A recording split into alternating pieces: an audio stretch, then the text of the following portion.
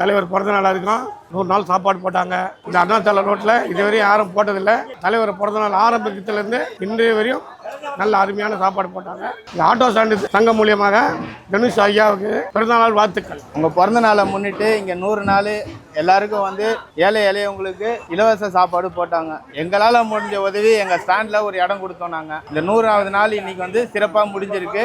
எங்களுக்கும் உங்கள் பேர் சொல்லி நல்ல மரியாதை செஞ்சு எங்களை அமுச்சு வைக்கிறாங்க. மிக்க நன்றி Dhanush sir. Happy birthday.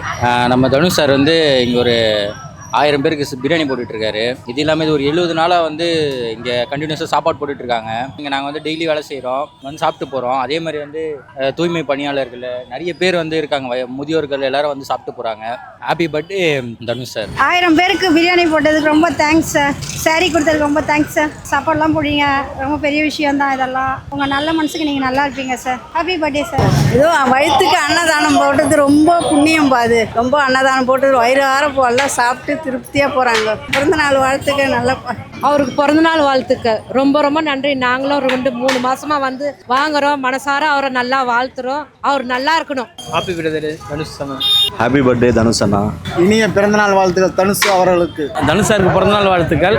Happy birthday Dhanush sir.